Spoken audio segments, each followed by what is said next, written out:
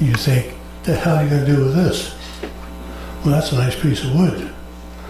I bet you I can get $75 for it. Anybody interested? Johnny? $10. How much? $10. $10. You couldn't, I wouldn't give you the shavings off it for $10. What do you do with this? This is one, if you look at it, it's not wrapped right around the whole tree, but it's not far from it. But it's also got a fork, got 2 branches. $9. And it's got 1 branch here. So what you would do is put that between the centers, find your center in here, find your center in there, and turn this. Now what you have to do is somehow try to balance that on the lathe, and then turn this. And then there's different ways of approaching it. You could make a banana boat type of a vessel. It would be long and narrow by turning this somewhat round, and then putting a tenon on the bottom right here, because this is your bottom. Grip it in the chuck and then spin it the other way, and then hollow this out. That's one way. You also make a vase. Pardon? You make a vase. You could. You could take it and cut this off, mount it on their chuck, and then drill in here between the 2 branches. You could also cut it up, shorten this up a bit in here, and do a small bowl. But this is normally how you find them. This is a small one, but I'm sure it's going to turn out quite nice. What is it, walnut? Cherry. And this big one, there's a lot of possibilities in this one. You can tell they're not hollow because they're quite heavy. This is maple, and you can see this is a growth on the side of the tree. Now if this went all the way around, it'd be great. You could do 2 bowls with it. But it's only, so what you do with this, you can slice it right down here, take the burl cap off and turn it separately.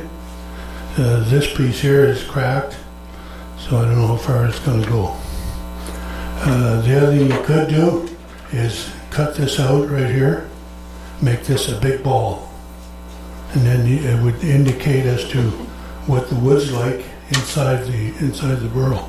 Because this would be long grain right here, and this would be burl wood. So you can put it on the bandsaw. You cut on the bandsaw. So what I would do there is cut this way so that this would be a round piece of wood. The other thing you do is slice it off on the ends. You can make a straight cut here, and then you got something to mount it to. You can cut the burl cap off. You can go that way. Because when you look at burls, this is a cherry burl. I brought this in before, but you can see there's no grain in this wood. It's just wild, and that's what a burl looks like. So this burl right here, I think will be,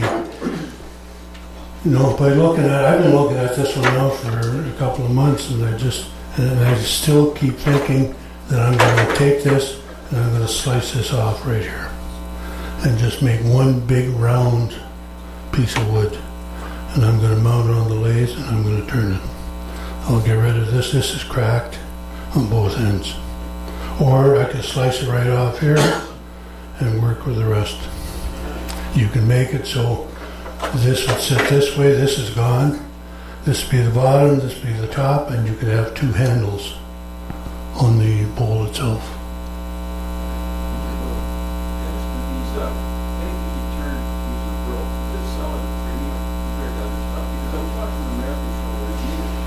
$1,000 for a tree. Yeah. It's screwed up and it's hollow and it's got the money. Yeah. But then I assume there's someone that Well, years ago, one case I was in Nova Scotia, and it's got to be in the 90s. We were camping, and there was a guy beside us. He was from Nova Scotia, and he was a logger. He cut his own logs, and haul his own logs to the States, to the mills. And I said to him, what do you do with all the burls? He says, what's that? I says, the things that grow on the side of the tree. Oh, he says, them damn things, he says, they're a pain in the butt. Because they couldn't load the truck if they had a big burl on it. So I said, what do you do? He said, we cut them off and burn them. I told him that he should be in jail. But nowadays, everybody's into burls. You go to Woodchucker and see what they've got for burls.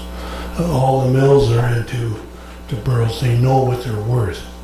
They sell these by the pound, and they're not cheap. What would it be to take the bark off of the burl or keep it on? Well, you can take the bark off and see what's below, but you're going to do that anyways. Because Leave it on like live edge or keep it on? no, well, it's a very coarse bark. Yeah. And you want to see what's inside of it, so you want to get rid of that bark. You don't want to cut it, you want to turn it off. The beauty's in the grain underneath that bark. Yeah. That's where the character is, Yeah. where that's the selling feature. The Because customer coming in looking at just bark, it's just bark. The customer's coming in and looking at a bowl that's got wild grain on it, that's the draw.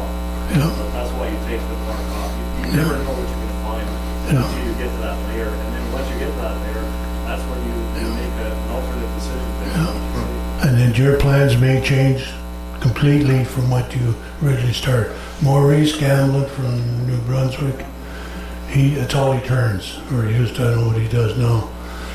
But his burls would be 5, 6, 7, 8 feet across. And he used to make coffee tables out of them, put them on the lathe, turn, and people would come in his shop and say, I want that piece of wood made into a coffee table. Sight unseen. So big bucks. Tom? That bowl that you have, what size of burl was it? It was a bit smaller than this. Actually there was 2 burls on it, because I got one burl here and another one on this side. So So what I- orientation did you take the bowl of? Oh, what? What orientation did you take the bowl of? Slice them this way. Slice it right off. And this is your bowl. If you can visualize that being a bowl by, this is the bottom and this would be the top. This is gone. This is taken right off. This is common to see burls go all the way around. Sometimes. I'm sure my friend John's got some that go all the way around. I don't know if they're common, but you see more of the ones with just a lump on the side of the tree. Some trees will have one, some will have dozens. The elm is famous for that. Elm will get a whole bunch in a row. There's no set pattern. There's no saying that why is there burls. Nobody knows whether it's the area, it's the soil, it's the chemicals in the ground. Nobody knows. Where is? Cut